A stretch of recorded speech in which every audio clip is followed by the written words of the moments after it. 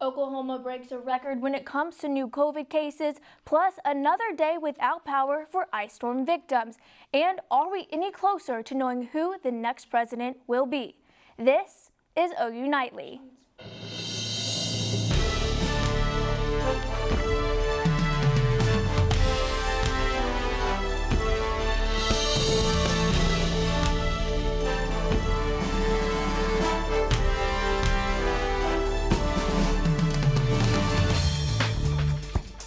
Hello, thanks for joining us for OU Nightly. I'm Haley Weger. And I'm Waggoner. We begin tonight with record-breaking numbers of COVID cases. Almost 100,000 new cases in the United States today. And in Oklahoma, the White House task force says Oklahoma is now considered to be in the red zone for COVID-19 deaths. The alert comes after another day of double-digit deaths reported in Oklahoma. 21 new deaths today, bringing the total number of deaths in Oklahoma from COVID to 1,413. The Oklahoma State Health Department also reports the highest number of COVID cases ever in a 24-hour period, with 2,101 new cases reported today. Also breaking a record, the number of Oklahomans in the hospital right now, 1,055. We also know there are so many Oklahomans in the hospital that the health department says there are only 6% of ICU beds available across the entire state. OU Nightly's Claire Easley talked to OU's chief COVID officer today and tells us there may be reason for the COVID crisis. Oklahoma's days on ice could be the reason behind the big spike in COVID cases. What I do think happened, though, is some of the people that would have tested during the ice storm could not. So what that tells me was that there was pent-up demand for testing, and probably quite a few people went to get tests that had symptoms that perhaps didn't get the test done last week like they had scheduled. The White House task force recommends no gathering without a mask with anyone living outside your home. Always wear a mask in public and stop all gatherings outside your household.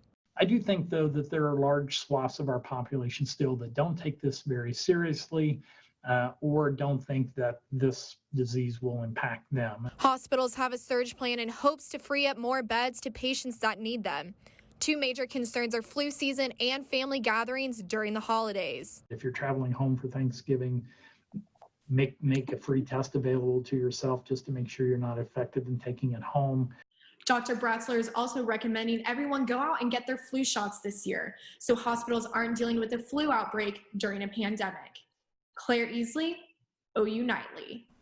It is early in the flu season, but already 32 Oklahomans have been hospitalized with the flu. And the waiting game continues throughout the country today. Pollsters are still counting ballots in battleground states for the historic 2020 presidential election. Camila Bernal has the latest on the race to the White House from Wilmington, Delaware. As the vote counts keep coming, many Americans continue to be divided. Protests throughout the U.S. from both sides. We believe Donald Trump has been fraudulently kind of screwed in multiple states. The only way he can win is to steal an election. Legally cast mail-in votes are still being counted in key states where the outcome is too close to call. We will respect the will of the people of Pennsylvania. Whoever gets more votes in that election will be deemed the winner by the Commonwealth. But I think all of us would agree that having an accurate count is much more vital. An accurate and fair count is much more vital than having a fast count.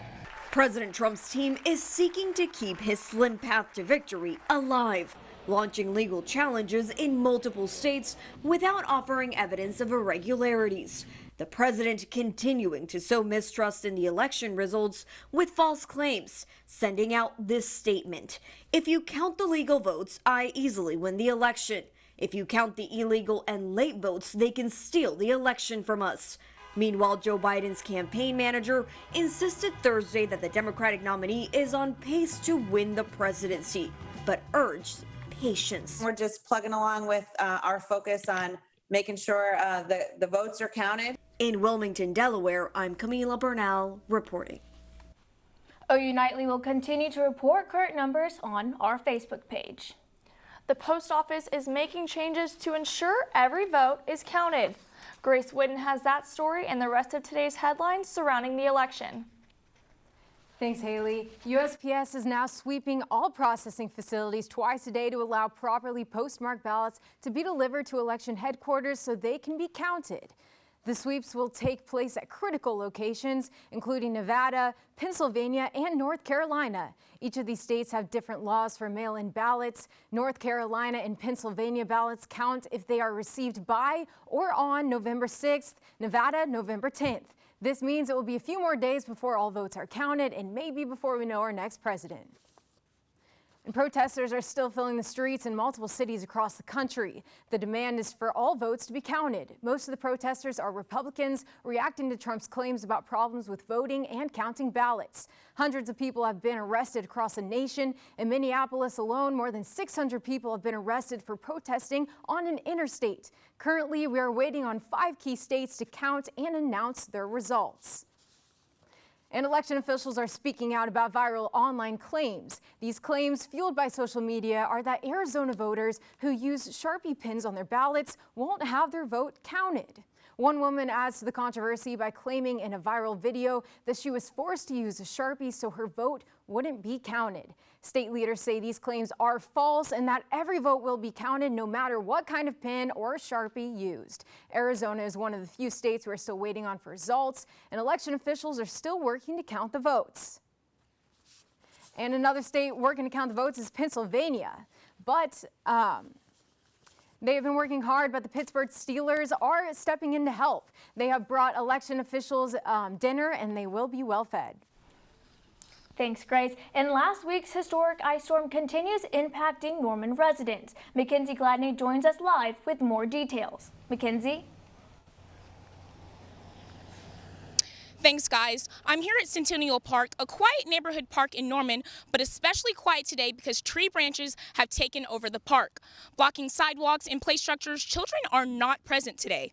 These tree branches fell after an ice storm last week where Norman residents lost power. I spoke with an OU student who was on day 10 without power, and here's what she had to say. I'm living as a citizen of the United States. I don't have access to basic necessities. Frustrated, angry, upset. These are some of the emotions Shira Raymond is feeling as she approaches week 2 without power. Raymond says the power outage is nothing but a financial burden. I'm going to have to replace a lot of food, but I can't really buy the food yet because the refrigerator's still not functioning. I haven't been able to wash my own clothes, so that's been extra money for transportation just to take the clothes somewhere else to wash them and dry them and then bring them back here. Raymond does not feel like OG&E is handling the situation properly. They haven't really been of much assistance. They keep sending out messages saying there's an outage in your area, we're gonna send restoration quickly, but it's been 2 weeks. I feel like my community, if anything, has been put on the back burner and we haven't received the same urgency as other communities have. OG&E says Norman residents can expect power tomorrow by 11 p.m. at the latest. Reporting live at Centennial Park, McKenzie Gladney, OU Nightly. Hopefully power is restored to those that are still affected. But at least we've had a nice day today and it's not too cold. Juliana Mejia is live with a first look at our forecast. Juliana? Hey guys, the team and I are out here in the already setting sun with a glorious view of the Christmas finally, as well as some trees starting to change colors in time for the peak of fall this November. Current temperatures across Oklahoma are in the beautiful warm weather, mid-70s. And actually taking a look at a national map, we can see that pretty much everybody has been enjoying a warm fall day. And yeah, so coming up, I'll send it back to you guys at the desk. Thanks. Thanks, Juliana. And it's an important month to bring awareness to a disease that impacts many. We'll take a look at what one organization is doing to raise awareness. Plus, soon-to-be moms might have more birth complications in the era of COVID-19. Details when we return.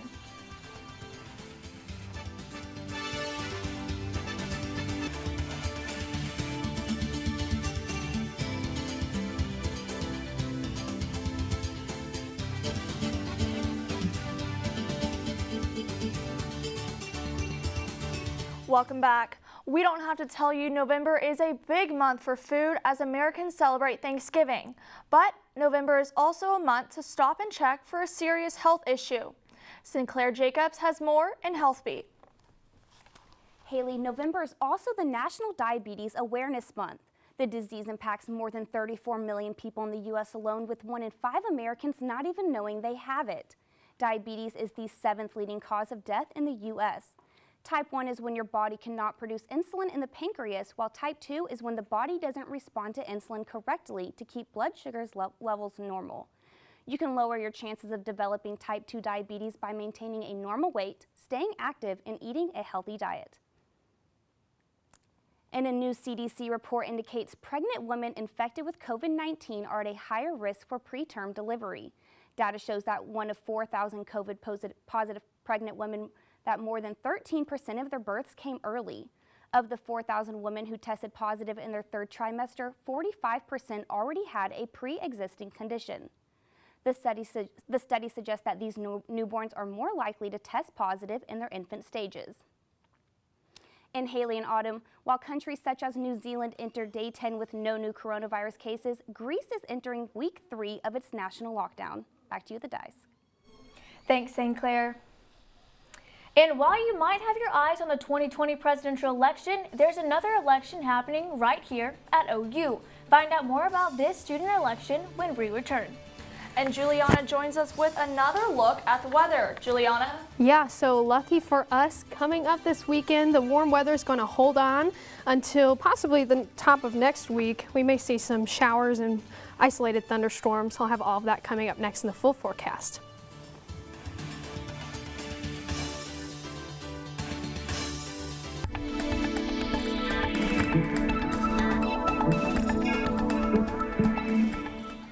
Welcome back to OU Nightly. Peeking at our OKC Skycam here, you can see that our conditions are keeping in line with what we've seen today. Warm, a lot of sunshine, and current conditions 73 degrees here in OKC Norman area.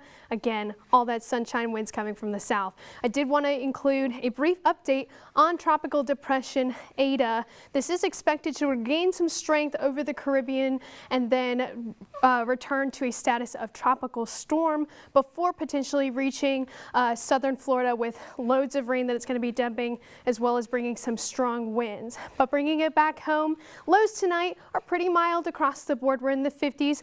Guyman particularly cool at 36 degrees up in the panhandle there, but we're going to have some calm winds tonight and mostly cloudy skies. Day planner tomorrow, walking out the door, it is going to be pretty foggy in some parts, so definitely keep that in mind when you're commuting on your way to work or to class in the morning.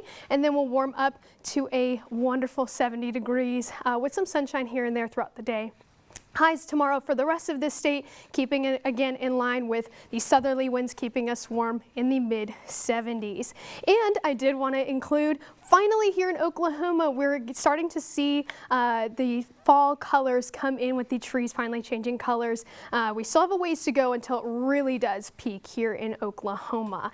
And leaving you off, we do have our game day against Kansas this weekend. It's going to be beautiful weather, sunshine, 70 degrees before coming up at the start of next week with some chances for rain and isolated thunderstorms as well Monday night going over into Tuesday morning. And that'll kind of cool us off for the first couple of days of next week. And yeah, that's what I have for you guys. Sending it back to you at the desk. Thanks, Juliana. All eyes are on the presidential election, but OU Student Government Association is also having an election. Right now, students have just a few more hours to vote for SGA president and vice president candidates. Voting is taking place on the website Engage. The final vote will be passed along to the Superior Court, who approves the counted votes. It's the Superior Court who decides whether or not this election was validated or invalidated, and then whether or not these individuals will become whatever position they're running for. Students have until 9 p.m. tonight to vote. And Thursday night football could be interesting, but not what you would expect. Will, can you tell us why?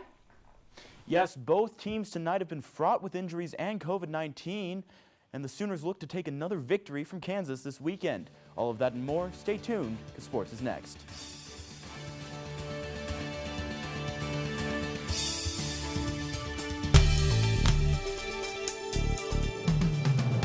Welcome back to OU Nightly. The Sooners are back at Owen Field for the first time since September 26th, where they host Kansas on Saturday. OU has won 15 straight in the series. That includes a 45-20 win last season in Lawrence. The historical dominance is overwhelming. The Sooners have a 77-27-6 record against the Jayhawks. Not much debate about the outcome of this one. Here's Sydney Baulier with how the Sooners have been spending their time this week. While the Sooners are busy preparing for the Jayhawks on Saturday, the United States is still deciding on a president. But don't worry, the boys did not forget about their civic duties. Lincoln Riley spoke about how they prioritize the election and how they've been very vocal about the issues surrounding it. Regardless of the results of this thing, just the fact that we've been, you know, as active as we've been, our guys have done it with such class. Our guys have, I think, helped educate other people. I know, you know, the majority of our guys, you know, if you were to take a poll of how many players on our football team voted in the last presidential election versus this one, it's probably going to look a lot different. So it shows guys have gotten educated and really, you know, this matter's really meant something to them. And I've been proud of the way they've handled it and excited for them to all have that opportunity to. Even though November is a chaotic month for the country, the Sooners seem pretty stable around this time of year. They are undefeated in the month of November in the Lincoln Riley era. They will kick off at 2:30 at the Palace. Back to you, Will. Thanks, Sydney. Now moving to basketball, senior Brady Manick has been named to the Karl Malone Power Forward of the Year watch list. There are currently 20 players on the list, and the award will be announced in April. Manick remarked on his career so far and what has got him here.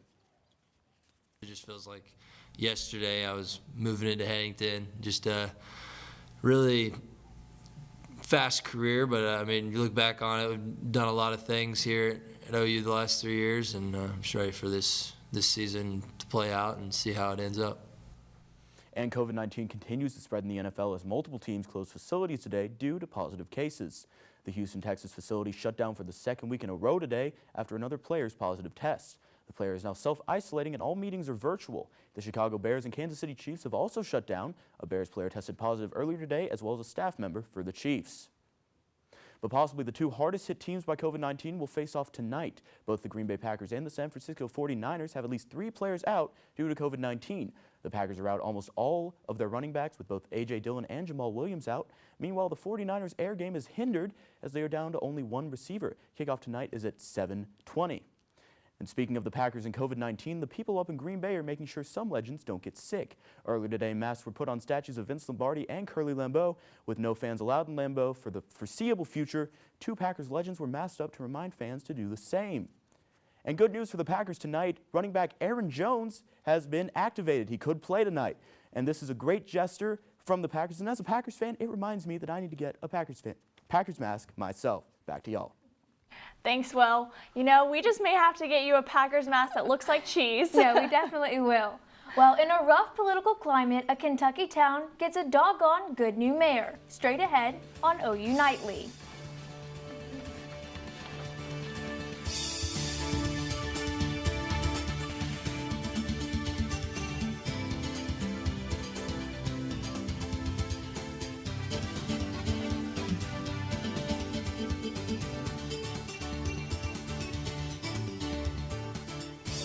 I'm Bella Roddy at the OU Nightly Update Desk. A Minneapolis judge rejected a defense request for a change of venue in the trial of the 4 former police officers charged in George Floyd's death today.